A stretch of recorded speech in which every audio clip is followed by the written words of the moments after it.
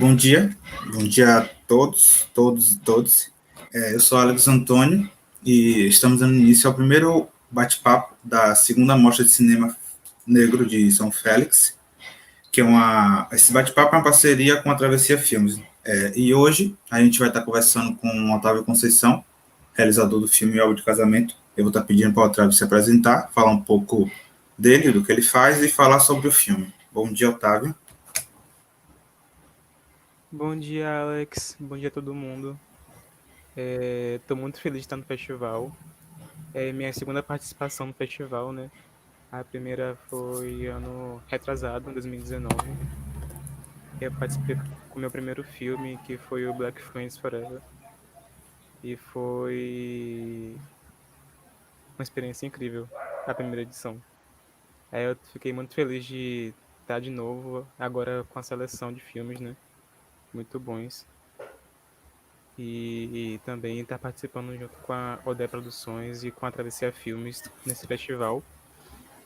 Eu estou participando no festival com meu filme recente, O Álbum de Casamento, e falar um pouco de mim, né, rapidinho. Meu nome é Otávio, eu sou estudante de cinema da FRB, do CAL.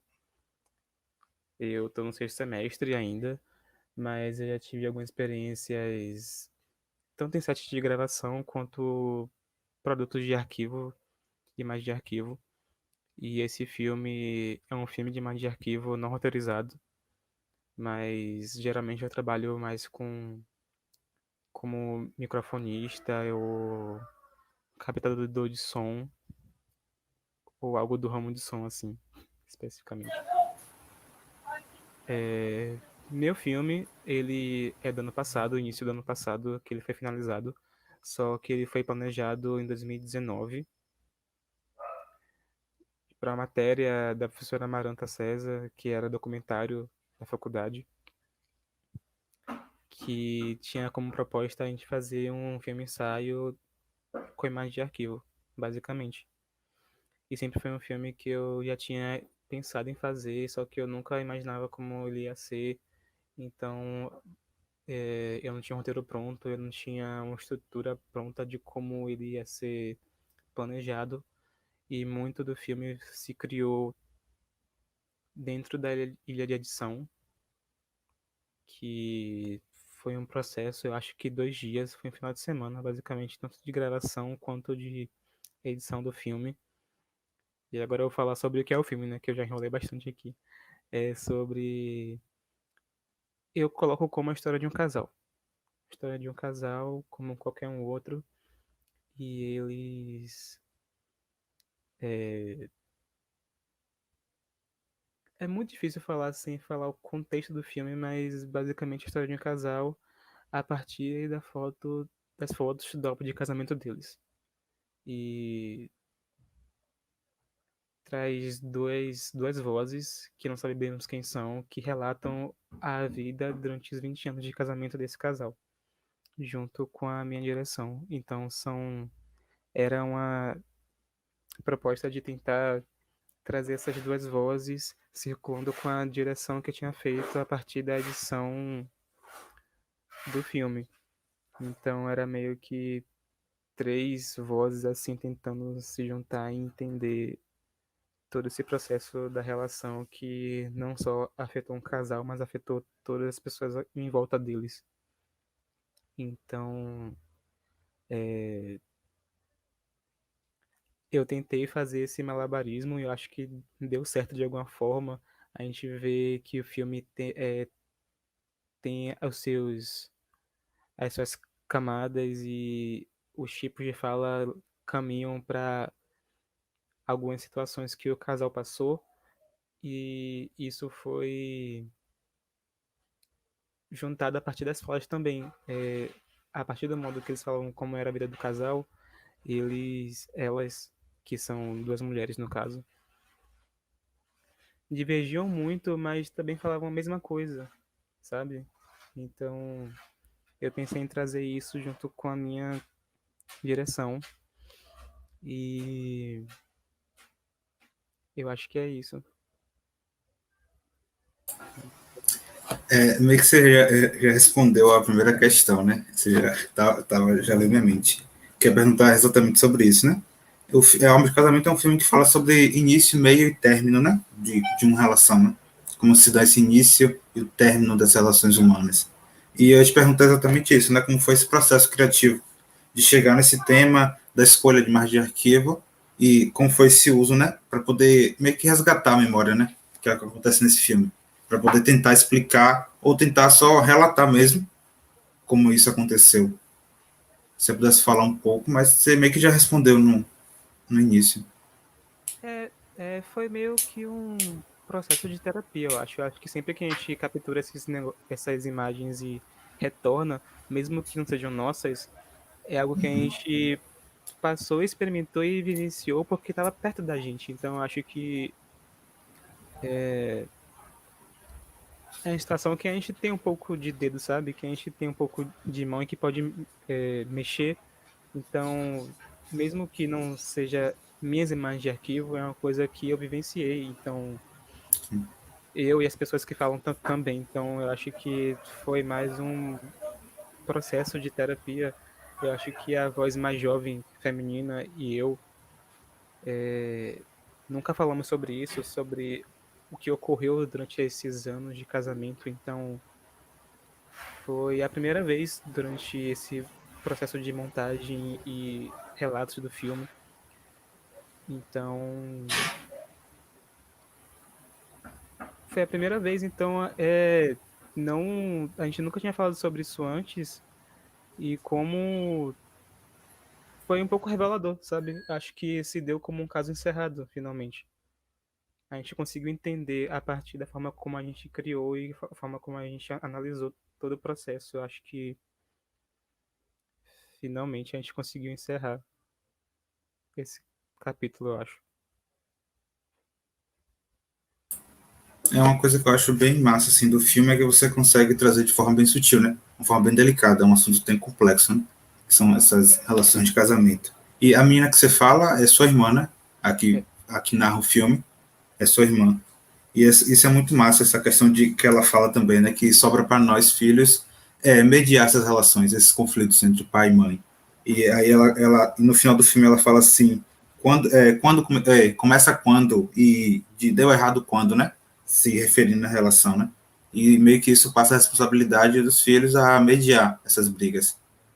E Uhum. isso é bem interessante, a forma que você traz isso também. E eu queria saber de você, assim, desde o primeiro start, né, dessa ideia do filme, enquanto diretor, o que foi que mudou? Porque esse filme, eu me lembro, como você já falou, né, foi para a matéria de documentário. Acho que eu estava nessa aula, no dia que você exibiu, a primeira vez que você exibiu. Aí eu queria saber o que foi que você, assim, desde o primeiro dia que você pensou e no que se deu o filme, né, agora depois ele pronto, se mudou muita coisa, se o filme saiu como você tinha pensado antes, se o resultado final foi esse mesmo, era isso explicar também um pouco da montagem, que eu queria saber, sobre a escolha das fotos, escolhas desse tema. É, o filme, a pergunta é bem difícil, porque o filme sempre muda pra mim toda vez que ele passa em uma tela diferente. Então, ele sempre traz coisas novas pra mim, porque sempre tem pessoas assistindo, e as pessoas que assistem, novas que assistem, sempre trazem outras coisas, e aí criam uma bola. Eu acho que uma coisa que sempre traz essas novas interpretações para mim, no caso, são as vendas, porque no início eu criei a venda para abafar qualquer relação ou qualquer similaridade com a minha família, no caso, né? Minha família.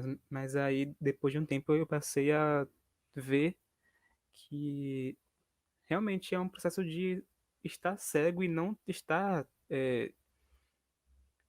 pronto para falar, ou pronto para ver o que realmente se passava naquela situação, ou talvez outra interpretação é que nós pode pode ser um filme que tenha essa venda para tentar trazer que não deixa eu ver se eu consigo raciocinar direito. Colocar como se fossem como se isso pudesse acontecer com outra família, sabe? Não fixando na minha família, mas tipo tentando desligar os rostos para poder mostrar mais rostos, sabe? E a montagem, como eu falei, foi na ilha de edição, né? E eu foi um processo de 2 dias, como eu falei. E eu tentei estruturar. Primeiro eu pensei como vai começar. Vai começar apresentando a família, depois vai apresentar como era o dia deles e como era a relação dos filhos. E aí, a partir dos relatos, que eu tinha 2 relatos, eu juntava cada parte dessas sequências. Aí tinha a primeira voz que eu colava, que era falando sobre o início do relacionamento, e eu juntava com a fala da filha, que também era sobre o início do relacionamento, do ponto de vista dela, a partir do modo que ela conheceu os pais e viu como era como era a relação dos pais. Então eu acho que foi meio que isso. Eu acho que eu separei por blocos o filme. Acho que vendo pela montagem não dá pra perceber isso. Mas eu separei o filme por blocos e tipos de relação que eles tinham com as pessoas ao redor. E também com o histórico. Eu tentei traçar um histórico do relacionamento a partir das fotos de casamento. O que é estranho porque é, vendo as fotos são meio que paradas no tempo, né? E a gente caminha, a gente acha que vai acabar no casamento e vai muito além disso, eu acho. E eu acho que é isso. Acho que caminha muito além do casamento. Sim, é bem isso que você falou. Outra coisa também era das vendas, né? Eu ia te perguntar o porquê. Mas isso acaba, tipo, acontecendo, né? Você, tipo, tá para esses olhares para poder criar, tipo, uma singularidade, uma familiaridade com outras pessoas. E isso realmente acontece. Isso bate, assim. Em mim mesmo bateu, assim. Em algumas situações de família, meio que a gente tem que mediar também alguns conflitos dentro de casa. E esse lance que você falou sobre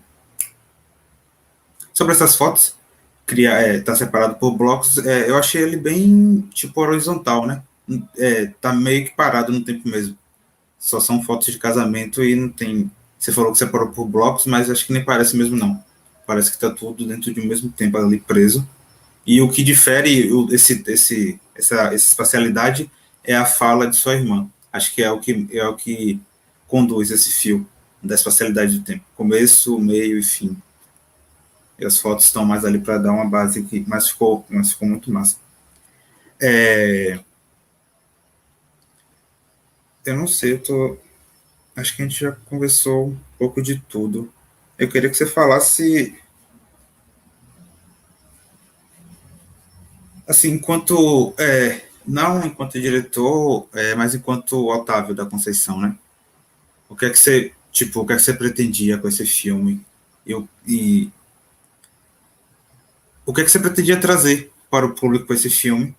E se deu certo, e se você chegou no objetivo. Às vezes a gente pensa no filme, mas aí, durante o processo dele, a gente acaba meio se desligando de várias coisas, né? Acaba se transformando em outra coisa. Mas eu queria saber se o que você pensava antes e o que você pensava agora pós-filme continuam sendo as mesmas coisas, tanto no tema, tanto enquanto fazer filme também, né? Esse processo de imagem de arquivo também acho que é mais complicado do que você fazer uma ficção. A imagem de uso do arquivo tem que ser muito sutil para poder dar certo, né? Eu queria que você falasse um pouco sobre isso. No começo, eu tinha planejado fazer esse filme e eu tava pensando que era algo muito pessoal, ou talvez um pouco umbiguista, realizar o filme, e eu tava pensando como é que eu vou fazer um filme desse e talvez não atinja ninguém, sabe? Acho que a gente que cria esses filmes que são voltados para nós mesmos, eu acho que a gente sempre tem esse pensamento que é um pouco egocêntrico, talvez, fazer filmes sobre a gente e talvez outras pessoas não se relacionem.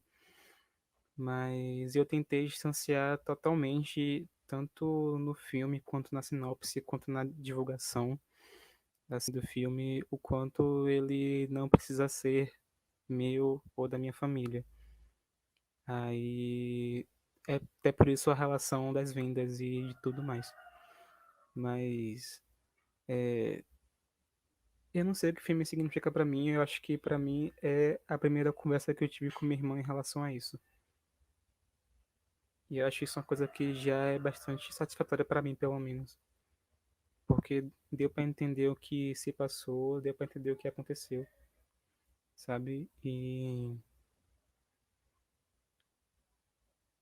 eu não, eu tenho sentimentos variados com o filme porque é um processo estranho, né? Você já tá percorrendo com esse filme que eu nem achei que ia percorrer festival durante um ano e é uma situação que você tem que ficar com ele e eu acho que já é um processo que eu já não quero mais, sabe? Eu acho que já se teve um entendimento do filme e do processo e o que eu sinto por ele e o que as pessoas sentiram por ele já circulou, eu acho que o necessário para eu poder ter esse entendimento. E eu acho que fazer filme é isso, eu acho que é você ter processos de criatividade e relação e depois desapegar e só ter em si a construção que ficou, sabe? E experiência. Então, todas essas questões com o filme, eu acho que elas foram criadas e ficam, só que acho que elas uma hora tem que parar de circular, porque são processos e a gente não precisa ficar revivendo toda vez esses processos na tela. E eu não penso em ficar circulando com esse filme durante uns 2 ou 3 anos, sabe? Eu acho que já tá na hora de encerrar a vida útil dele. É isso. Acho que vai muito para esse processo de autocura, né? Esse filme. É meio que você queria, tipo, problematizar, explanar, né? Essa conversa, como você falou, a primeira vez que você teve uma conversa franca com sua irmã, né? Que foram as pessoas que também estavam ali diretamente dessa relação, além do resto da família. E isso é meio como autocura, né? A gente explanou isso. Eu tá no fazer filme, né? Fazer filme também trazer nossas questões para a tela, como é o título dessa mostra competitiva, nossas vidas em tela, nossas vidas na tela, e é trazer isso para tornar público, né?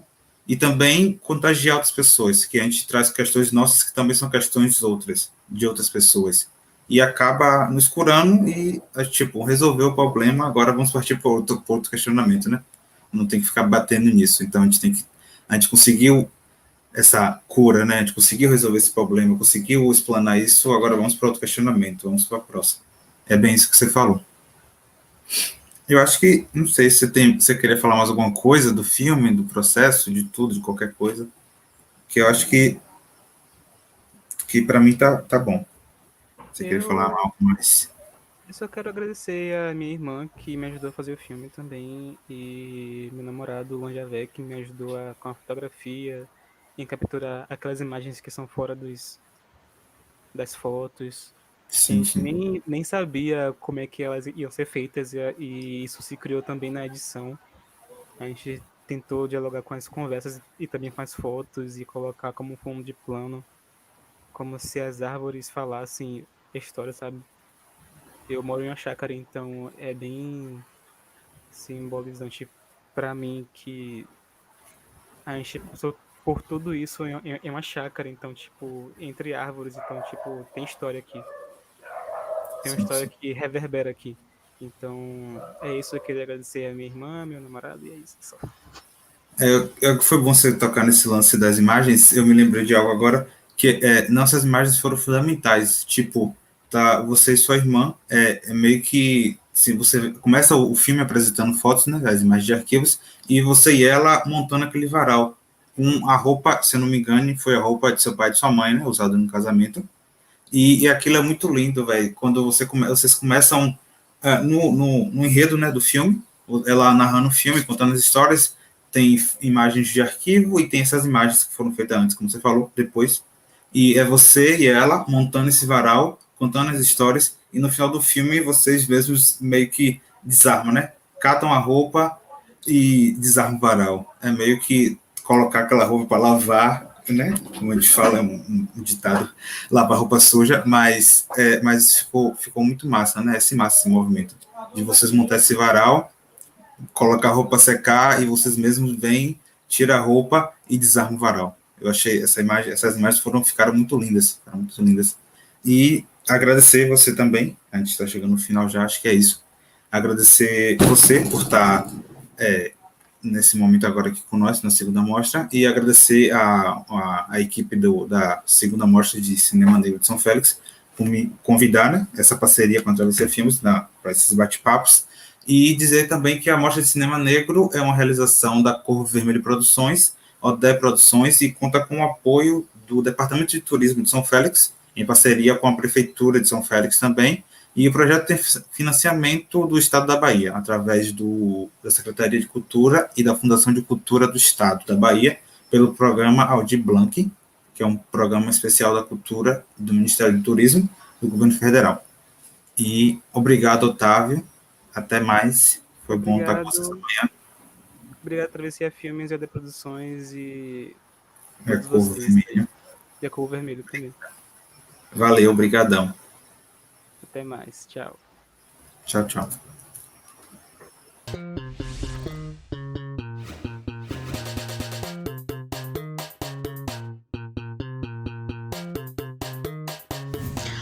Olá, pessoal, boa tarde. Sejam muito bem-vindos a mais um bloco de bate-papos sobre os filmes da segunda Mostra de Cinema Negro de São Félix. Lembrando que esses bate-papos são a parceria da mostra com a produtora Travessia Filmes, da qual eu faço parte, né? Meu nome é Tamires Jesus, e eu estarei conduzindo essa conversa aqui, esse bate-papo leve, né, sobre o filme.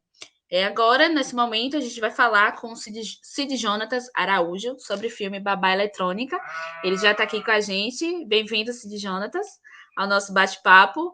De início, né, sem mais delongas, eu gostaria que você se apresentasse e falasse um pouco sobre você, de onde você é, o que você faz, né? E um pouquinho já aí sobre o filme, né? Um resuminho. Olá, pessoal. Eu sou Cid Jonatas Araújo.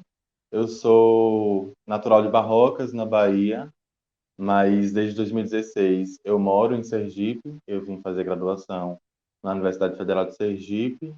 Em 2019, morei em Cachoeira, fazendo mobilidade pelo FRB, e sou co-diretor do Babá Eletrônica, que é um filme que eu fiz junto com Carola Menezes em 2018, num contexto de um concurso que foi promovido por um grupo de estudos e pesquisas que se chama NUCA, daqui da UFES, que é coordenado pela professora Lilian França. E aí o concurso, ele convocava estudantes do Departamento de Comunicação Social para construir narrativas audiovisuais de até 1 minuto e que estivesse dentro de um tema que era estação vigilância. E aí, nesse momento, eu estava envolvido com as pesquisas em cinema e educação, pensando sobre uma construção da personalidade, da subjetividade de crianças, né, da infância, desse momento. E comecei a pensar de que maneira essa, essa vigilância social mesmo, estava ligada intrinsecamente à construção dessa subjetividade das crianças, né? Comecei a refletir sobre de que maneira eu poderia fazer um diálogo entre o tema do concurso, que era Estação Vigilância, com essas reflexões minhas sobre cinema e educação e sobre infância. Aí eu convido Caroline para fazer esse filme comigo, e ela traz um pouco das referências que ela traz com a bagagem do teatro, sobre o teatro de marionetes. E a gente consegue fazer esse filme numa única locação, com um fundo preto, em que a gente incorpora, materializa esse pensamento dessa vigilância social numa babá eletrônica, no que a gente chama de babá eletrônica, e a Isa dá título ao filme também, em que esse ser manipula crianças, né? Porque a gente entende que a vigilância, com os pais principalmente, mas a sociedade como um todo, meio que padroniza as crianças, né? Sente assim, como assim, vista assim, e etc. A gente pode ir conversando mais sobre isso. Sim, e aí, como você já deu um breve resuminho sobre o filme, ele é um filme bem curtinho, né? 1 minuto e 7, Uhum. né? Pequenininho e é bem gostoso, né? De assistir, né? Porque você assiste assim, aí você fica. Aí você vai pegando as referências, vai entendendo, porque logo de cara você já entende, né? Porque o título do filme é bastante explicativo e quando você assiste, você entende realmente, né, o sentido do título ser Babá Eletrônica, porque você vê o filme e Sim. você já entende, né? E essa questão dele ser curtinho, bom de assistir. E aí eu queria saber se o filme serve como uma crítica também, né, para os padrões impostos pela sociedade, e como você já falou, porque a gente vê, né, aí no decorrer do filme, a questão do menino, que ele tá ali com a boneca, aí ele é retirado a boneca, já vem a bola, né? A questão da imposição do futebol, que o menino tem que jogar futebol, não pode jogar, não pode brincar com boneca. Então eu queria saber se foi a intenção ou se no final da produção vocês perceberam que o filme se tornou também uma crítica aos padrões impostos pela sociedade. Sim, com certeza. Acho que ele surge muito nessa coisa de que na infância é o momento em que nós estamos assim suscetíveis a seguirem padrões mesmo que são criados na sociedade e que os adultos vão meio que inserindo, né? Meio que fazendo uma bagagem na criança. Eu estava discutindo com Carol e a gente chegou ao consenso de que parece que a infância é uma eterna esteira, né? De uma linha de produção, em que, assim, à medida que as crianças vão passando por determinados meios, vai sendo depositados, assim, essas coisas, né? Por exemplo, os meninos devem usar azul, as meninas devem usar rosa, os meninos brincam de bola, as meninas brincam com bonecas. É uma crítica, com certeza. Isso, e essa questão de ser babá eletrônica, né, é uma questão mais ligada à tecnologia, foi pensado como se fosse uma interferência mesmo da tecnologia, da mídia, das novas inovações nas crianças. Foi pensado isso também na questão da escolha do filme, na escolha do enredo em si, do roteiro? De certa maneira, a gente começou a refletir, né, sobre a criação dessa narrativa e aí começou a pesquisar. É, Essa interferência sonora tá chegando aí da rua? Tá, mas tá tranquilo, não tá tão assim Massa, atrapalhando. massa. A gente começou a refletir sobre a criação dessa narrativa e começamos a pesquisar mesmo, por exemplo, jogar no Google, assim, despretensiosamente, vigilância crianças. E a gente começou a se deparar principalmente com equipamentos eletrônicos mesmo, assim, que eram babás eletrônicas mesmo, né? Que como é que eu posso dizer? Supriam demandas que seriam dos pais ou dos responsáveis por essas crianças, entendeu? De um aparelho eletrônico que acorda a criança, ou um aparelho eletrônico que está vigiando a criança enquanto os pais estão no trabalho ou estudando, etc. E a gente começou assim foi nesse momento assim da babá eletrônica mesmo que a gente encontrou na internet que acho que abriu assim esse leque de reflexões sobre essa coisa do eletrônico, do maquinário mesmo. Foi daí que veio a inspiração para o filme? Foi dessas pesquisas de vocês ou foi de outros processos que veio a inspiração de fazer um filme com essa crítica, né? Aos padrões impostos às crianças desde já, né? Sim, foi dessa pesquisa. A primeira versão, as primeiras reflexões giravam em torno mesmo dessa construção de uma subjetividade da infância, né? Dessas crianças. E aí eu acho que refletir sobre o eletrônico, sobre a babá eletrônica, sobre esse intermédio tecnológico dos pais, do universo adulto, para monitorar, para padronizar crianças, foi o que tornou a narrativa o que ela é hoje mesmo, sabe? De uma figura maquinária eletrônica monitorando e marionetizando crianças. Isso. E aí, como eu perguntei você antes, né, se o filme servia como uma crítica, eu queria perguntar agora se, na sua opinião, se o filme serve como vamos dizer, um aviso, né? Um estalo de realidade, assim, nas pessoas de que as crianças estão sendo, vamos dizer, né, controladas por máquinas.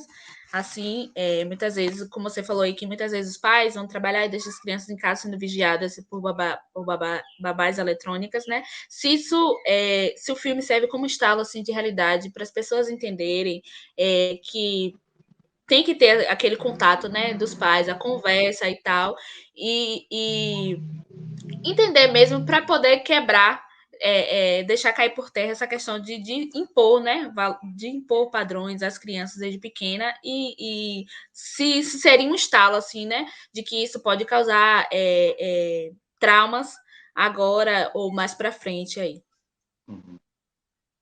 Sim, é imprescindível, né, que se tenha uma estrutura familiar para que a criança consiga se desenvolver, enfim, dentro de todas as possibilidades e liberdades para que ela tenha acesso e estrutura ao mínimo possível.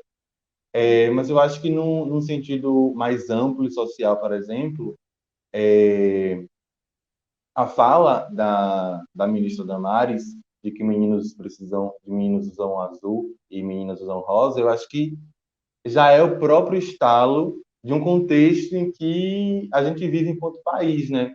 De que, por exemplo, o próprio filme Babá Eletrônica, a gente, depois que a gente a gente participou desse concurso, a gente escreveu em alguns festivais e ele não passou mesmo, assim, ele não fazia parte da programação. Por um momento a gente pensou que será se é porque ele é pequeno, porque ele tem 1 minuto, enfim, equiparando outras obras muito maiores com equipes maiores, esses filmes acabam sendo selecionados. Mas depois a gente continuou essa inscrição e aí continuou com as inscrições e aí depois que a Damares faz esse discurso público, parece que as curadorias começaram a olhar para esse filme de uma maneira diferente mesmo, sabe? Porque acho que eclodiu, assim, emergiu de que, peraí, em que contexto é que a gente está enquanto país, que reflexão é essa que uma pessoa como a ministra traz e que reverbera, né? Reverbera nos âmbitos da sociedade. Com certeza. E aí, agora, entrando mais um pouco já na parte técnica assim, do filme, vamos dizer, ele, como eu falei, né, é um filme curtinho, né, 1 minuto e 7, e aí a gente tem o menino, e aí já na parte final já vem a menina, e eu fiquei pensando, quando eu assisti, eu fiquei pensando assim, porque a cena toda acontece com o menino, e aí quando já chega a menina, o filme acaba, né? E eu fiquei pensando se a continuação do filme seria um ciclo, né? De troca de meninos e meninas. Aconteceu ali, mostrou acontecendo com o menino, aí veio a menina, e a gente já meio que já imagina o que vai acontecer, né? A menina, vamos dizer assim, gosta de futebol. E aí a babá vai lá e corta, né? Já vem a imposição de você é menina, você tem que brincar com boneca, você tem que ir brincar de casinha, de cozinha, de aprender a cozinhar, essas coisas de mulheres. E aí eu fiquei pensando se é isso, foi essa ideia que vocês queriam conceber, né? De um ciclo, né? De o menino, aí vem a menina. Não precisou mostrar o que acontece com ela, mas a gente já tem a ideia, né? Do que ia acontecer, do que a babá ia fazer ali, né? E aí é um ciclo, né? O menino, a menina, depois o menino, a menina, se é assim nesse ciclo. Eu acho que a reflexão que a gente traz, sim, do cíclico, mas eu acho que de uma coisa que é intermitente, né, de que não termina, tipo assim, as crianças estão sempre passando por essa esteira, recebendo informações e padrões e etc. Eu acho que a gente não tinha pensado nessa coisa de uma ordem menino, menina, menino, menina, mas é basicamente essa coisa de que a criança, ela entra sorridente e ela sai sobrecarregada, né? Cheia de bagagens, assim, desse mundo adulto. E aí chega uma nova criança, novamente sorridente, e que possivelmente vai sair dali também sobrecarregada. Eu ia perguntar a você sobre essa questão do sorriso mesmo, né? O sorriso da menina ali no fim, se foi intencional, se aconteceu, mas aí você já acabou respondendo, né? Essa questão de a criança entra sorridente, aí depois de todo o processo que acontece com ela, o menino bem retrata bem isso, né? Que ele vai ficando cabisbaixo, né? Ele vai tendo suas asas cortadas ali, né? Exato, é exatamente isso. Ele chega com os gostos genuínos, né? Tipo assim, tô brincando com a boneca, em outro momento ele aparece com a perna cruzada, e ele vai sendo reprimido, né? À medida que a narrativa vai acontecendo, ele vai sendo reprimido e vai sendo moldado mesmo, até chegar num que seria o ideal para a babá eletrônica, né? E é ele sentado de determinada forma, vestido de determinada forma e brincando de determinada maneira também. Isso. E uma coisa interessante também que a gente percebe quando assiste o filme é que a mão, vamos dizer, a mão da babá eletrônica ali que aparece, né? É uma mão, vamos dizer assim, branca, né? A criança que aparece é uma criança negra, e a mão que tá ali, né, conduzindo ela, dizendo faça isso, faça aquilo, não faça isso, não faça aquilo, é uma mão branca, né? Então, eu queria que você falasse aí, né, sobre essa questão de colocar uma mão branca conduzindo fazendo uma alusão, né, de que os padrões que são impostos hoje na nossa sociedade são padrões brancos, né, que são impostos aí para as pessoas seguirem, e que, graças a Deus, né, com a evolução, a gente está cada dia mais desconstruindo isso, né, mas que ainda é preciso muita luta, né, para desconstruir, mas eu achei um ponto muito interessante, né, essa utilização da mão branca ali conduzindo a criança negra, né, dizendo o que ela deve e o que ela não deve fazer. Sim, com certeza. Essa mão, inclusive, representa um pensamento ocidental, né, europeu, assim, porque nós, enquanto corpos negros, estávamos em outro momento vivendo, tendo outros cosmos-sentidos, outras cosmovisões, vivendo de maneira que não como estamos agora, né? Porque assim, fomos tirados de um continente levado para outro e tendo nossa cultura e nossas memórias cerceadas e canceladas à medida que nos era imposto outros tipos de vida, outros tipos de pensamento. Então, sim, com certeza tem esse tensionamento racial mesmo, né? De mãos brancas que controlam pensamentos e corpos negros. Isso, as câmeras, que a gente sabe que às vezes tem crianças que já são mais abertas, né, a estar participando, a aparecer em frente às câmeras, outras já são mais inibidas e tal. Como foi essa preparação delas, assim? Bom, foi a primeira vez que ele trabalhou com crianças, então, tipo assim, tinha uma certa dificuldade mesmo de se trabalhar com crianças, de se produzir um set com crianças. Mas aí Caroline, trazendo novamente a bagagem do teatro, se encarregou dessa coisa de preparar as crianças, de conversar, de ter um momento antes do set, né, antes desse período de produção de fato, com as crianças, de inclusive de brincar, de instigar, refletir sobre algumas coisas, e de chegar junto com elas, em determinadas situações, assim, determinadas maneiras de sentar, enfim, de agir mesmo, né? Ficou muito legal, assim, o contexto final, né? A gente dá para perceber, né, que ali, como você falou, né, elas entraram sorridentes, aí depois o cabisbaixo, elas realmente entraram na história, né? Foram inseridas, muito bem inseridas assim no roteiro, na história. E uma coisa que eu fiquei, assim, ficou na minha mente é o sorriso, né? O grande sorriso da menina, assim, quando ela entra em cena ali. E aí acaba o filme, e aí, como eu estava falando naquela hora da questão dos ciclos, a gente já imagina o que, é que vai acontecer com ela, apesar de não aparecer. E aí, continuando nessa questão técnica, né, a gente tem a trilha sonora, né, bem característica, né, de ser babá eletrônica, né, como foi pensada, assim, essa trilha sonora, se vocês aproveitaram a questão do título, né, para sonorizar o filme, ou se foi depois da produção que vocês pensaram, como foi? Sim, a sonorização, ela vem do conceito de uma eletrônica, né? Dessa coisa do eletrônico, do maquinário, dessa coisa de ranger mesmo, né? De uma linha de produção, dessa coisa, dessa esteira que as crianças estão passando, inclusive. E aí a gente já foi para o set, já com esse pensamento de que cada movimento da babá era sonorizado com essa ideia de um som de máquina mesmo, sabe? De movimento de máquina, dessa coisa metalizada mesmo.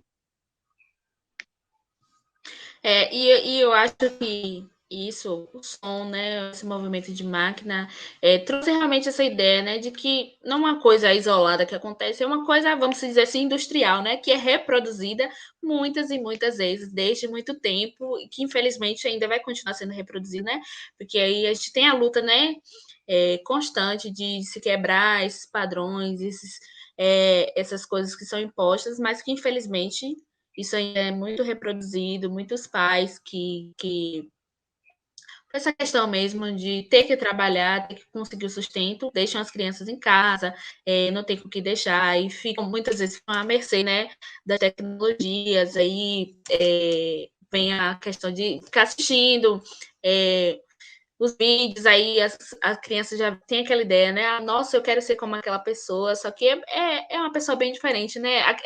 Vamos dizer, a questão das referências, né? As crianças negras acabam tendo referências brancas e é a nossa luta de hoje em dia, né? De que as pessoas negras, cada dia que passem, possam se referenciar em outras pessoas negras, né? De a gente fortalecer esse movimento, de fortalecer nós mesmos, né, os nossos ancestrais, e se fortalecer em si mesmo, né, já começar um processo dentro de si. E isso desde criança é, é um trauma grande, né? Você desde criança ser cortado a sua liberdade de escolha, né? Vamos dizer que ali tem a cena do menino do corte de cabelo, assim, né? Porque ele já começa, você não pode ter o cabelo grande, você tem que cortar, tem que ter o cabelo baixinho e tal. E eu gostei muito do filme e a ideia que vocês trazem, né? De crítica, de estalo, assim, foi muito bom. E aí, falando do cenário, né? Que a gente tem ali a tela preta, vamos dizer, atrás do cenário, e a criança. Como foi, assim, pensar esse cenário? E aí você poderia falar também já da fotografia, né? Do filme. Porque é um filme simples, vamos dizer, que quer passar uma ideia objetiva e que consegue, e que não precisa de grandes cenários e coisas elaboradas, que com a coisa simples vocês conseguiram passar a ideia central do filme, porque a gente, 1 minutinho e 7 ali, a gente assiste e já entende o que é que o filme quer passar e já tem aquele pensamento continuado, né, de que mesmo ali quando acaba o corte da menina, que parece ela que acaba, a gente já entende o que vai acontecer. Então, eu gostaria que você falasse um pouquinho dessa questão do cenário e aí também da fotografia do filme. Sim, nas nossas primeiras reflexões surgiam assim, ideias de trazer isso da vigilância um pouco mais para a fotografia, no sentido de enquadramento, por exemplo. Lembro que a gente pensava de filmar crianças assim no seu cotidiano, brincando, ou comendo, ou assistindo, enfim. A partir, por exemplo, de frestas, de comungol ou de fechadura da porta, trazendo essa alusão direta também de que elas estavam sendo vigiadas, né, assim, o tempo todo. Mas aí depois, quando a gente começou a refletir sobre essa coisa da babá eletrônica mesmo, acho que foi quando surgiu essa coisa de um fundo preto, de um fundo infinito mesmo, sabe? De que, assim, elas estão sendo vigiadas em casa, mas elas estão sendo vigiadas na escola, enfim, nos parques, onde quer que elas estejam, né? Toda e qualquer informação que a criança recebe é no sentido de ensinar, mas que é de fato uma repressão, né? Porque assim, há sempre um cerceamento sobre correr, ou sobre como se portar, ou com quem brincar, por exemplo. E sobre a Exatamente. pode Pode falar. continuar. Sobre Não a pode continuar. fotografia,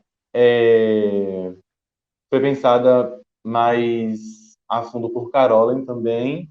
E assim, é de fato uma fotografia simples, né? Porque era um cenário único, com pontos de luz específicos, assim, durante toda a narrativa, e que era isso, o enquadramento era pegar a criança e esconder a pessoa que estivesse ao fundo e mostrar apenas as mãos, né? Então tinha essa coisa de os pontos de luz na criança, nas mãos da pessoa que estava atrás, e foi uma fotografia ok de fazer, foi tranquilo.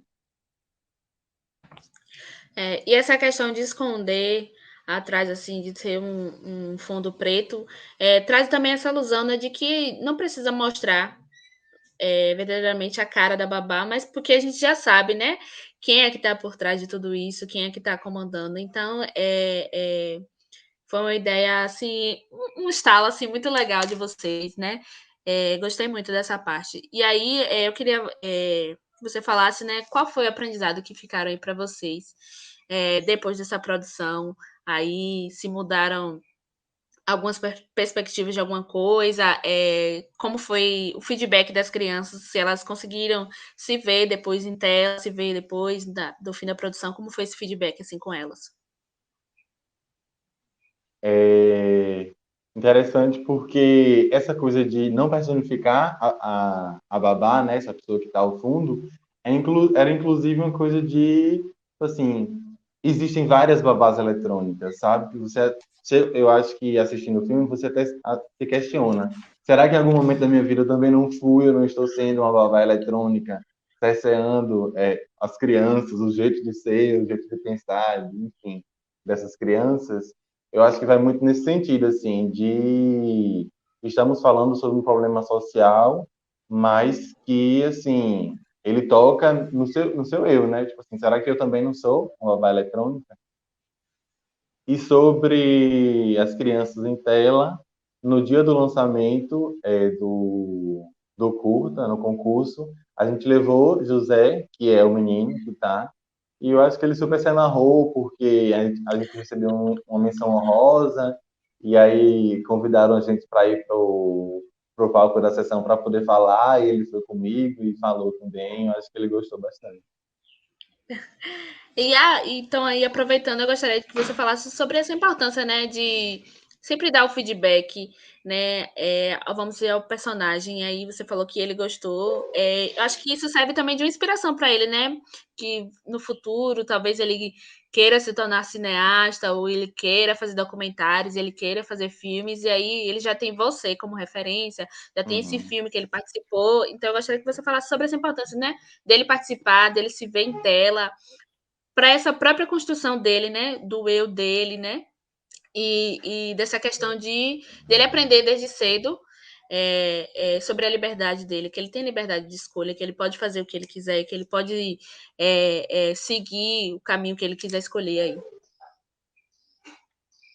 Sim, eu acho que independente dele querer futuramente trabalhar com cinema ou com arte ou com cultura, eu acho que também diz respeito a uma contribuição para a autoestima de crianças negras, diz respeito à construção de um imaginário mesmo, né, de que é possível que eu apareça na tela grande, é possível que crianças que se parecem comigo apareçam na tela grande, e esse encontro, né, de ele estar na sala de cinema também, se vendo na tela grande.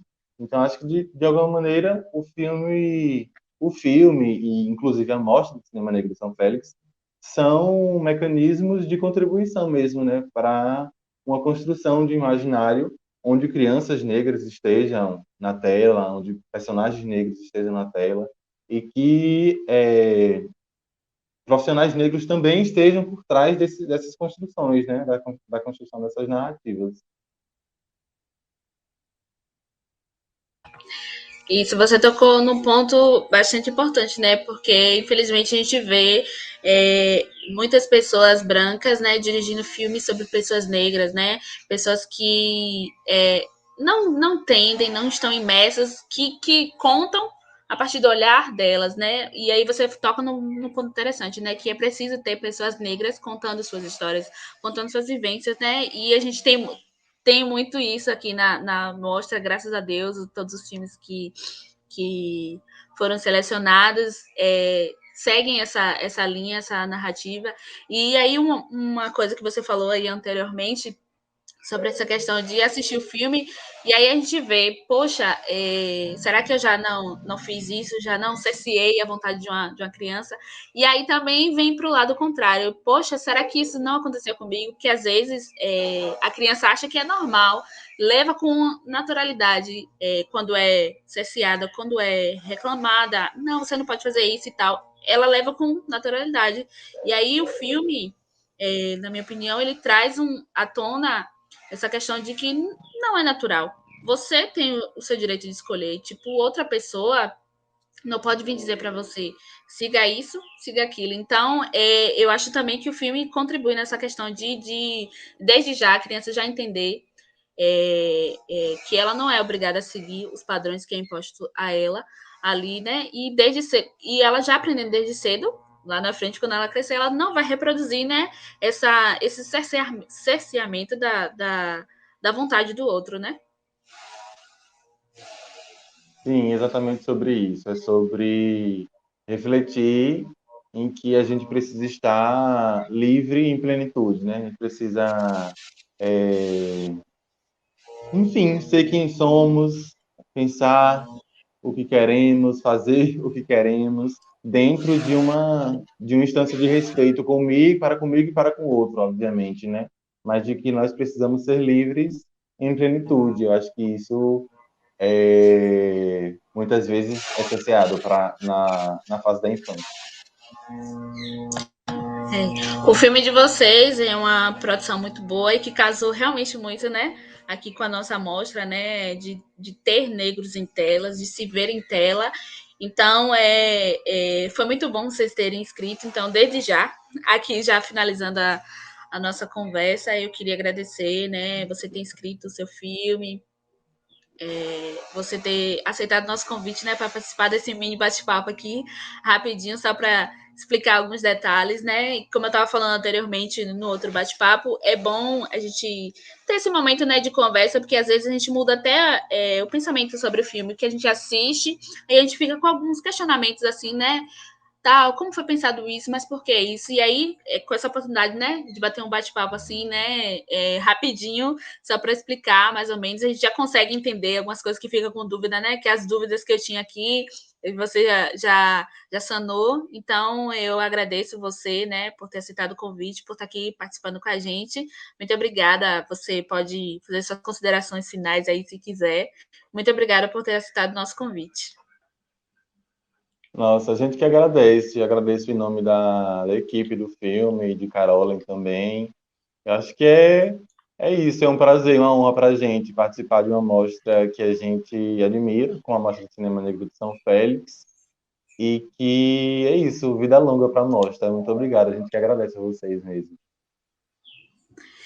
A Alde Produções agradece você, a Cor Vermelho Produções e vida longa aí a mostra. E parabéns mais uma vez pelo seu filme. Uma ideia assim inovadora, simples e objetiva que deixa bem claro, né, o que quer passar. O filme, apesar de ser um filme curto, deixa bem claro o que quer passar. Então, mais uma vez, parabéns e muito obrigada. Tchau. Obrigado, muito obrigado. Tchau. Então, gente, esse foi o nosso bate-papo de hoje. Espero que vocês tenham gostado. Agradeço desde já a companhia de vocês aqui. E lembrando, né, que a Mostra de Cinema Negro de São Félix é uma parceria da Alde Produções com a Corvo Vermelho Produções e tem o apoio, né, do Departamento de Cultura e Turismo de São Félix em parceria com a Prefeitura Municipal.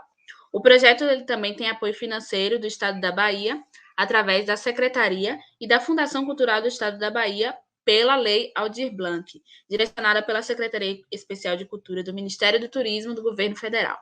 Muito obrigada e até a próxima.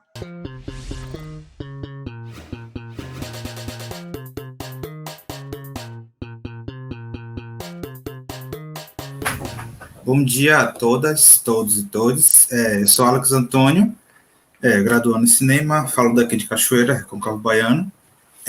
A gente vai dar mais prosseguimento do segundo bate-papo, né, da segunda mostra de Cinema Negro de São Félix, que é uma parceria com a Travessia Filmes. E hoje vamos conversar com El Darwin, o realizador do filme Eu me chamo Darwin. Eu pedi para você se apresentar e falar rapidinho sobre o seu filme, El. Bom dia. Bom dia para todo mundo. É um puta prazer estar aqui. É sempre bom falar sobre cinema, né? Discutir, debater cinema. E é muito enriquecedor para a gente, né?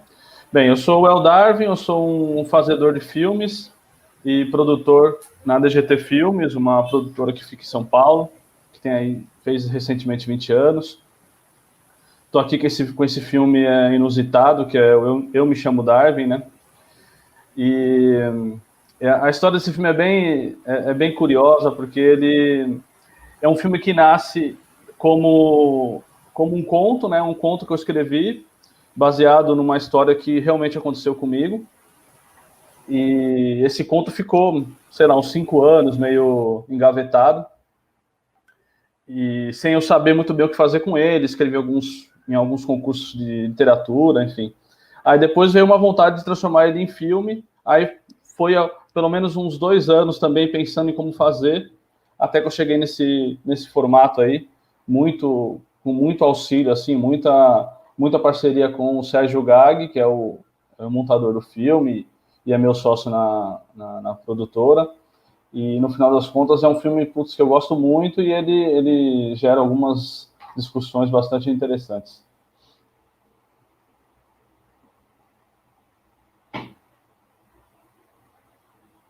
Falando mais, né? Você já falou um pouco desse processo criativo, como foi que você chegou nesse tema do filme.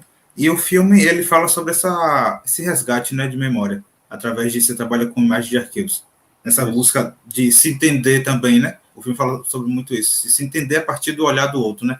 Dessa Exato. Reconstrução de você através do olhar do outro. Eu queria que você falasse um pouco sobre isso. Eu tinha essa situação que eu narro no filme, ela aconteceu de fato quando estava no ensino fundamental ali entre o 7º ano e o 9º ano. Na época era 6ª série e 8ª série, né? Faz tempo já. E, enfim, daí é uma ocasião que foi ali traumática durante um período, durante o período que eu vivi esses anos nesse colégio particular lá, mas que depois isso ficou escondido na minha memória, né? Ficou lá parado.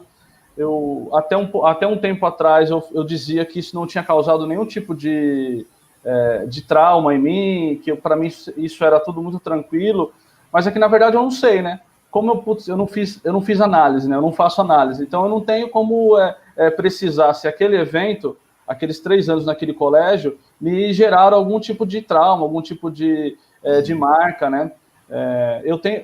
Me parece para mim mesmo que isso não rolou, mas não dá para ter certeza, né? De qualquer forma, isso ficou parado lá uns bons anos, até eu resolver escrever um conto, muito num momento ali de eu não tinha o que fazer, sabe, o ócio criativo. Aí eu lembrei dessa história, lembrei porque também eu contava ela nas apresentações, então eu fiz pós-graduação em educação ambiental, aí tem todo aquele movimento de você se apresentar, e eu gostava de contar essa história porque para mim ela me era meio anedótica, assim, né? E as pessoas ficavam chocadas, né? Falavam, nossa, como isso aconteceu? E eu achava engraçado. Isso já depois de formado, depois de um pouco mais velho, né? Então isso aparecia para mim como uma anedota mesmo, como uma história engraçada.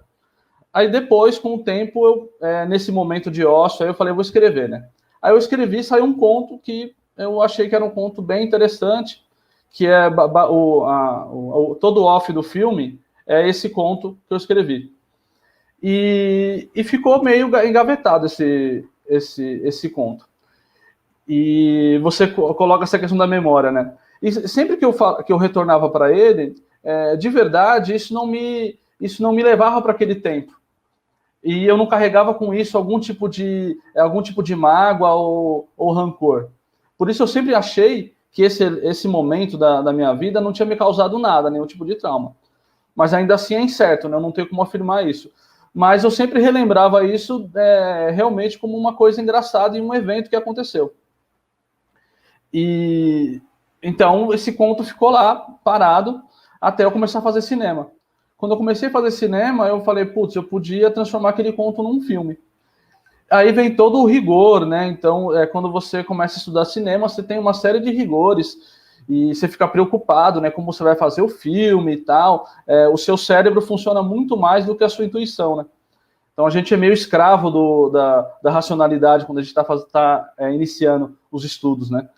E então isso ficou engavetado, porque eu não sabia como colocar isso em prática. Não sabia mesmo. E eu falei, putz, como que eu vou fazer, né? Tá, eu preciso de dinheiro, sempre aquela coisa, né? Ah, eu preciso de dinheiro para fazer um filme, eu vou precisar de ator, eu vou precisar de uma escola, já que o conto se passa numa escola. E ficou aquela coisa. Aí, conforme eu fui meio que crescendo na minha atuação diária como fazedor de filmes, aí eu fui para a DGT, comecei a ter um pouco mais de experiência, eu fui me desprendendo desses dogmas e dessas obrigatoriedades, sabe, de pensar o filme, de querer fazer um filme maravilhoso. Eu deixei muito na intuição. Aí que eu tive uma ideia, eu falei, putz, eu vou, muito falando com a minha mãe também, minha mãe guarda muitas fotos, e vendo essas fotos, falei, eu vou escanear todas essas fotos aqui, que deu, sei lá, 2.000 fotos, mais ou menos. Peguei todas as fotos da minha mãe antiga, da minha avó, peguei tudo aquilo, escaneei e falei assim, eu vou escanear e depois eu penso o que eu faço. Muito nessa perspectiva de ir passo a passo, né? Porque se eu fosse esperar ter um projeto, como que eu vou trabalhar cada foto? Eu estava até hoje pensando nesse projeto e não tinha escaneado essas fotos. Então eu resolvi romper com isso e tirar o projeto da inércia, né? E escaneei tudo. Falei, agora eu não sei o que eu faço com isso. Escaneei, fiquei lá um puta tempo escaneando e guardei essas fotos comigo. Falei, o que eu faço com isso agora? E fui num método muito caótico, assim, querendo separar essas fotos. Inútil, né, meu? São 2.000 fotos, tem uma foto mais maravilhosa que a outra. Aí eu fiz lá uma separação meio mandrake, assim. Aí que eu falei com o Sérgio, que é um puta montador, falei, mano, me ajuda aqui. Aí eu falei para ele assim, ó, eu vou te dar essas fotos aqui, existe esse off, eu fiz o off com o Kelson, que é o ator, um dos personagens centrais, dos atores centrais do Selvagem. Falei com ele, Kelson, me ajuda aqui, vai. Eu vou te passar o meu conto, você faz ele, né, você faz o áudio dele para mim. Ele topou e fez pelo WhatsApp, velho. Ele mora no Rio de Janeiro. Eu falei, faz aí, mas ele falou, pô, eu não tenho estúdio. Eu falei, não precisa. Faz no WhatsApp que o resto a gente resolve. Aí ele fez a parada no WhatsApp, mandou pra gente, eu cheguei pro Sérgio e falei, Sérgio, ó, tenho aqui as fotos, tem aqui o off do Kelson, é isso, mano, agora dá seus pulos aí. Porque, claro, porque eu confio muito nele e tal, eu sei que ele tem uma puta criatividade, e aí saiu o filme. Eu não tive nenhum tipo de gerência, eu não falei para ele assim, usa essa foto ou aquela, foi um processo 100% horizontal, porque também senão não funciona. Senão também a gente já está até hoje debatendo isso e falando como... Eu falei, não, cada um entra com a sua criatividade e as duas coisas juntas vai dar uma coisa bacana. Aí ele pegou, fez, eu realmente não tive nenhuma gerência. Só depois, quando estava montado o filme, que surgiu uma outra foto que eu queria colocar, acabou não rolando. Mas, no final das contas, saiu o filme, que eu gosto muito, ele também gosta muito, e que traz essa questão, né, que se refere à memória e à identidade, né, e é exatamente isso que você falou, né, como que a gente se materializa no olhar do outro, né, e como que esse olhar do outro, ele é hegemônico, né, o que o outro achar que você é e já era, não tem o que você faça. Você pode, que nem no meu caso lá, que, bicho, eu desenvolvi uma série de estratégias para poder, na época, né, que eu via isso tudo como um problema, para desenvolver e para convencer as pessoas que eu não era aquilo que elas estavam achando que eu era. Mas foi inútil, porque não adiantava. A escola inteira tinha aquela visão sobre mim e diretor, né, o diretor me chamava de fato, o meu segundo nome na escola era Pelé. E era mesmo. O diretor me chamava de Pelé, ele me encontrava no corredor e falava, bom dia, Pelé. Tipo, ele não falava meu nome, ele falava Pelé. As faxineiras me chamavam de Pelé, todo mundo da escola me chamava de Pelé. Então, é um negócio hegemônico, não tem o que você faça, né? E eu fiz um monte de coisa lá, porque achava que isso era um problema, né? Eu não me via daquele jeito, enfim. Acho que eu falei mais do que você tinha perguntado, né? Não, foi ótimo. Eu fiquei surpreso agora que você falou desse lance do áudio ter gravado em WhatsApp. Para mim, tinha gravado em um estúdio, num puto estúdio, mas o áudio ficou muito, muito bom, assim. Ficou. O montador tá de parabéns que fez esse trabalho aí. E o Kelso também tá super de parabéns. Eu achei que foi no estúdio, cara. Não. E é bem isso, né? Esse processo de pesquisa, né? Esse processo de curadoria dessas imagens, assim, é muito importante. Atrelado com a montagem, né? Que você fez.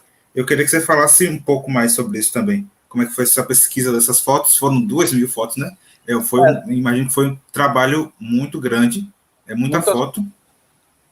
Foram muitas fotos. E que é um trabalho grande, mas se você se libertar um pouco e não tratar aquilo como uma obrigação, sobretudo do ponto de vista da linguagem e tal, fica mais fácil. Porque você passa a ter uma ligação com aquilo mais aberta, né?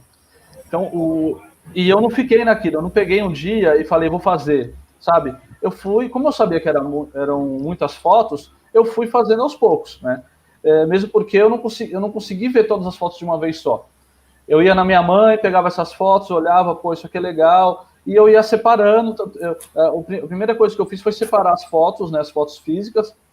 Eu ia na minha mãe, pegava essas fotos, ia guardando. Aí juntei esse calhamaço todo de foto. Aí depois eu fiz uma primeira triagem, né? Que foi meio que numa tentativa quase que impossível de catalogar elas, né? E separar as fotos. Que eu comecei a fazer, mas depois eu pensei, cara, isso é impossível.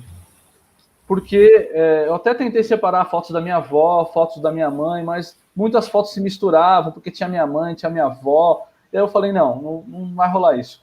Eu só peguei e fui separando por fotos que estavam estavam com a qualidade boa e que eu achava bonita. Então, foi uma primeira triagem que eu fiz. Feita essa triagem, eu fui escanear essas fotos. Que, como eu fiz tudo na produtora, eu fiz esse mesmo esquema. Peguei essas fotos, levei para a produtora e deixei na minha mesa e fui escaneando aos poucos. Fui escaneando até ter todo esse material escaneado. E eu tinha decidido para mim também que eu não ia editar nenhuma foto. Por quê? Porque isso também ia demandar um puta tempo, eu tenho que abrir foto por foto, colocar no programa e falar, essa foto, eu tenho que aumentar a cor, enfim. Daria para fazer isso, né? Eu ia levar mais tempo, talvez ficasse um outro tipo de trampo, mas eu não queria, porque eu não queria colocar entraves para que o filme acontecesse. Eu queria colocar soluções. Então eu decidi, eu não vou editar as fotos. Eu só escaneei e deixei escaneado. Aí depois, quando o Sérgio foi montar, aí ele deu um tratamento lá, no programa de edição de vídeos, de edição de filmes, no Premiere foi o que ele usou. Aí ele pegou essas fotos, ele cortava como ele achava melhor, tanto é que tem lá uma série de recortes bastante sofisticados ali, sobreposição. Aí eu deixei por conta dele. Porque, de novo, né, cada um entra com a sua disposição e criatividade, né? Então, nesse sentido, que eu falo que foi um trabalho bem horizontal. Então, as fotos que foram para o filme e a forma como elas estão montadas já foi uma curadoria do próprio Sérgio. Porque eu não tive gerência. Eu tentei não, teve esse caso aí de uma foto de uma grande amiga minha, que a gente é amigo desde a infância, e que é uma foto que estava perdida. Então ela não foi para o filme. Só que eu achei ela depois que o filme estava montado, estava rodando o festival já, e daí eu falei, puto, eu quero pôr essa foto. Mas de novo, né? Daí eu pensei assim, putz, mas aí eu vou abrir o programa de novo, vou colocar o filme de novo. Fora o trabalho, que não é tanto assim, existe uma questão filosófica e prática, né? Que o filme ficou pronto. Tipo, ele está pronto. Ele não precisa mais ser mexido, né? Por mais que no meu interior, assim, lá no fundo, eu queria que essa foto estivesse lá. Mas, por outro lado, eu falei, não, o filme está pronto. Ele cumpriu a função dele e está lá prontinho. Então, esse foi o único caso que sempre que eu vejo o filme, eu falo, putz, podia ter essa foto aí. Mas tem um trabalho também com a gente que faz isso, com a gente que faz cinema, tal, que faz filmes, de se desprender também e dar as etapas por acabadas, né? Porque senão você fica nisso eternamente, né? Você não tem fim, né? Um filme não tem fim, a não ser que você diga que ele está acabado, né?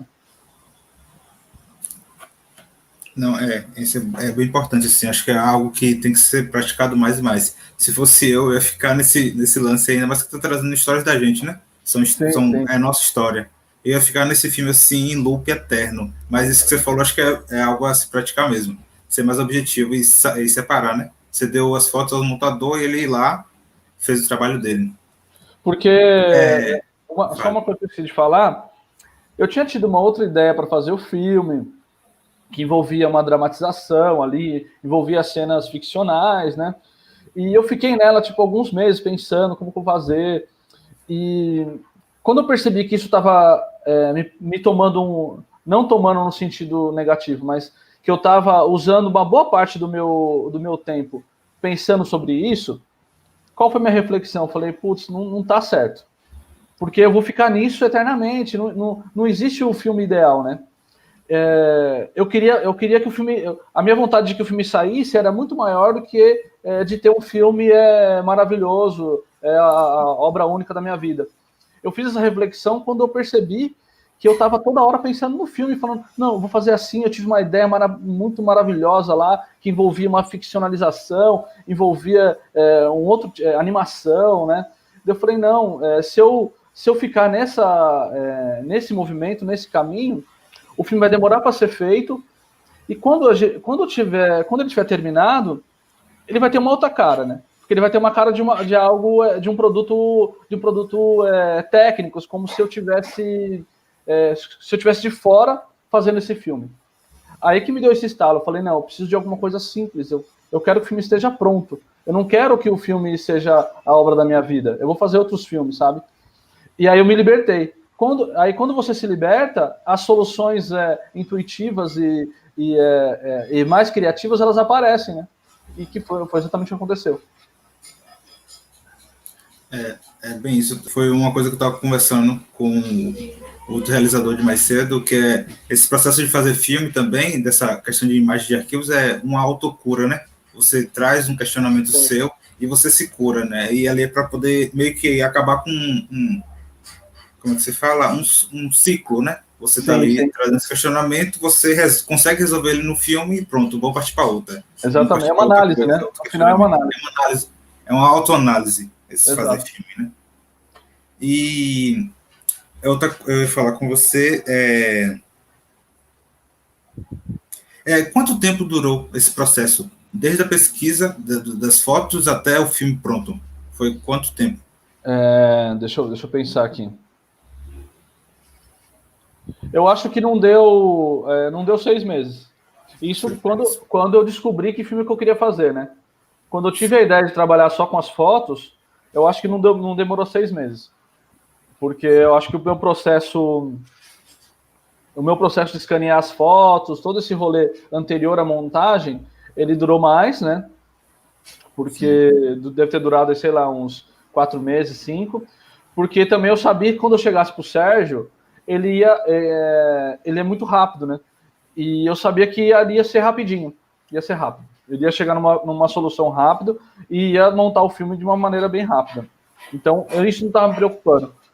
Então, deve ter levado aí uns 6 meses, assim, aproximadamente, né? Não tenho certeza, mas mais ou menos isso. Não foi muito, foi pouco, na verdade. Só mais uma questão, sim, básica, é mais uma curiosidade minha. Sim, você traz esse tema, né, de forma bem sutil. E eu fiquei em dúvida, assim, por que as pessoas te chamavam de Pelé? Eu queria saber o porquê desse apelido. Eu não consegui compreender. Se você também quiser falar sobre isso, né? Sim, não. Eu acho que... se eu te falar como que as pessoas me chamavam quando estavam brigando comigo, quando queriam me xingar, você vai entender o porquê que as pessoas me chamavam de Pelé. Então, quando eu brigava com as pessoas e as pessoas queriam me xingar, elas me chamavam de macaco. Sim. Então, só para você, eu acho que isso já deixa muito claro qual era a visão das pessoas sobre a minha pessoa, né? Então, isso era muito corriqueiro, né? É um colégio de classe média, hoje ele é um colégio de classe média alta, é um colégio que cresceu bastante nos últimos anos, mas na época era um colégio de classe média ali, então, classe média branca, tinha ali a região onde o colégio se encontra, é uma região de classe média tradicional, então, eu acho, sei lá, 99%. Eu me lembro só de um aluno dessa escola que era negro de pele retinta. Só tinha ele. Não lembro o nome dele. Marcos, talvez, sei lá. Era isso, né? Eu tinha ali amigos, tal, né? Alguns mais amigos, outros menos, mas todos eles me identificavam como negro, né? E para mim isso ficou claro rapidamente. Então, porque eu sempre joguei muito basquete, eu era um bom jogador, e aí o apelido Pelé vem disso, vem de eu ser o Pelé do basquete. Então, tem essa conexão, né? Então, como eu jogava muito bem basquete, e eu era negro, né?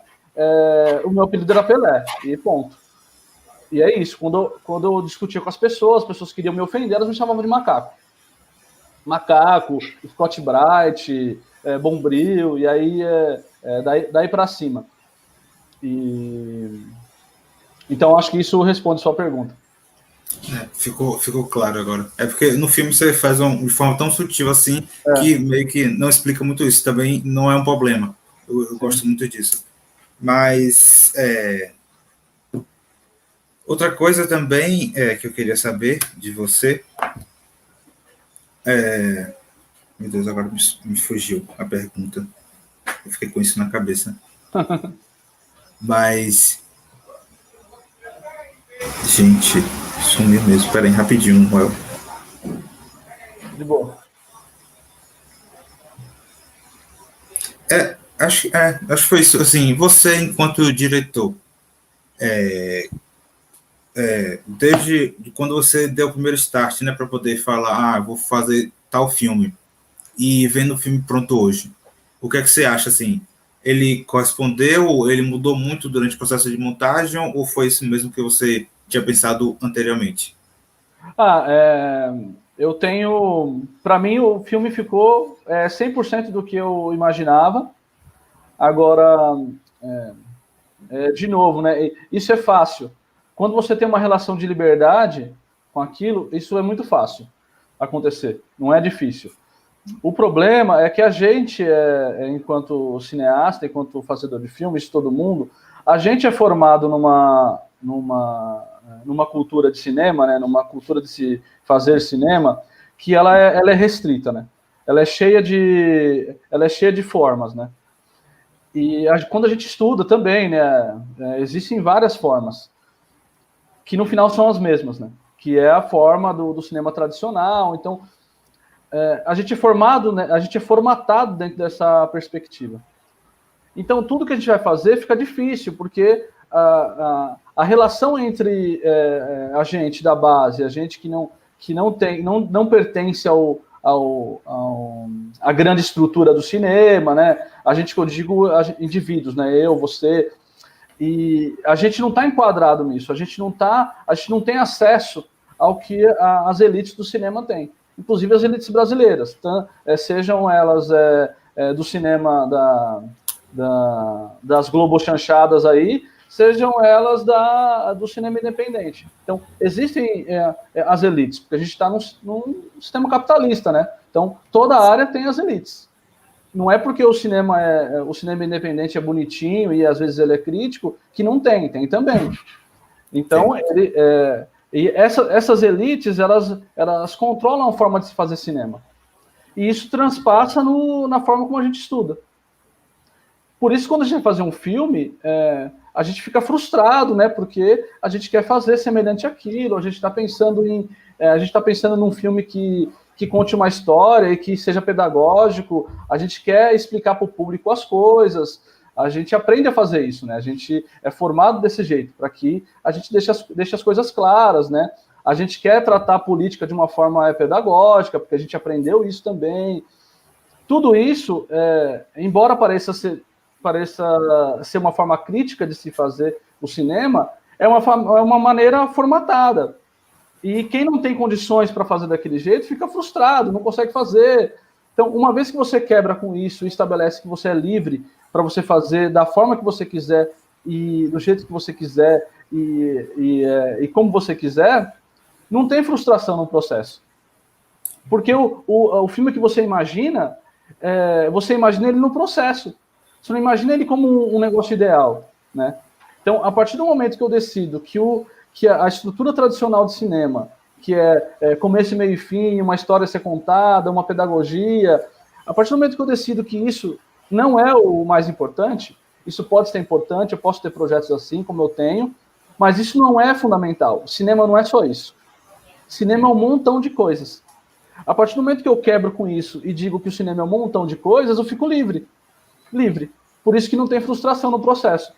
Por isso que eu consigo chegar e falar assim, e chegar pro Sérgio, que é mais que um montador, né, é um parceiro, né? A gente fala montador porque é como as pessoas entendem, mas do ponto de vista criativo, há uma parceria que é horizontal. Por isso que eu fico tranquilo de chegar e falar assim, faz aí. Não que eu estou me eximindo da responsabilidade. Pelo contrário, eu estou assumindo uma puta responsabilidade. Porque ali é um filme que fala de mim, com materiais que se referem a mim. Então, só tendo liberdade com a linguagem e com o cinema do ponto de vista geral que é possível fazer isso.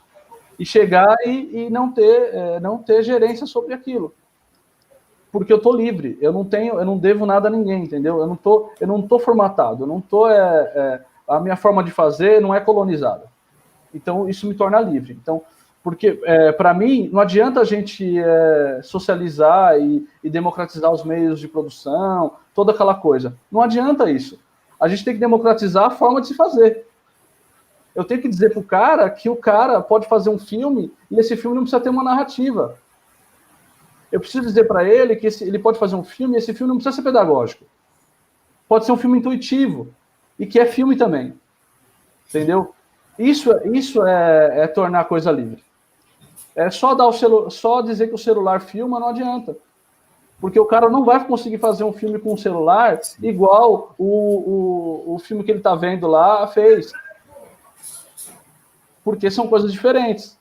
Então, para mim, liberdade é isso. Eu poder fazer o que eu quiser, da forma que eu quiser, usando o que eu quiser. Por isso, para mim, foi fácil. Massa. Obrigado pelas palavras, Joel. Palavras ótimas. Liberdade é o caminho. E eu queria, a gente só chega no final, acho que é isso. Depois a gente compreender mesmo, eu queria agradecer a você pela disponibilidade, pelas palavras e pelo filme também. Filme muito lindo, filme bacana. E agradecer a equipe do festival pela oportunidade, pelo convite e falar que essa Mostra de Cinema Negro de São Félix é uma realização da Cor Vermelho Produções e Aldeia Produções e conta com o apoio do Departamento de Cultura e Turismo de São Félix, junto com a Prefeitura, e tem o apoio financeiro do Estado da Bahia através do Programa Aldir Blanc, do Governo Federal. E é isso, Uel, muito obrigado, queria agradecer. Se quiser falar alguma coisa, também pode falar. Queria agradecer muito aí, é muito bom ter a oportunidade de falar e de falar sobre cinema, e Sim. Não só de cinema, mas falar de coisas diferentes, né? Falar de como fazer diferente, para mim é importante, e eu estava super ansioso, né? Quando eu fui selecionado lá no ano passado, eu estava super ansioso, e com vários meses falei, pô, será que vai acontecer mesmo esse festival? Aí quando adiou, né, para maio a primeira vez, né? E aí eu falei, puta, vai ser só em maio, cara, vou ter que esperar até maio. Fiquei meio assim, pô, não vai acontecer esse festival. Aí quando veio a postagem de vocês que tinha ido para fevereiro, aí eu fiquei feliz, falei, pô, da hora. Mas estou muito feliz de estar aqui, agradeço o espaço, a oportunidade, e estou aí para quem quiser, enfim, estou nas redes, eu tenho um canal no Instagram que chama IE85, que é de IE Experiments 85, que é um canal que eu tenho lá para filmes feitos com celular, totalmente com celular, eu filmo com celular, monto com celular e finalizo com celular. E quem puder lá me seguir, tem um monte maluquice lá. É tudo cinema, é tudo filme, mas é tudo coisa doida. Quem tiver afim, acompanha. E DGT Filmes também, a gente está aí sempre exibindo coisas. Acompanha a gente, DGT Filmes. Massa, a gente que agradece. Muito obrigado, El. Tchau, tchau. Valeu. Obrigado. Máximo respeito.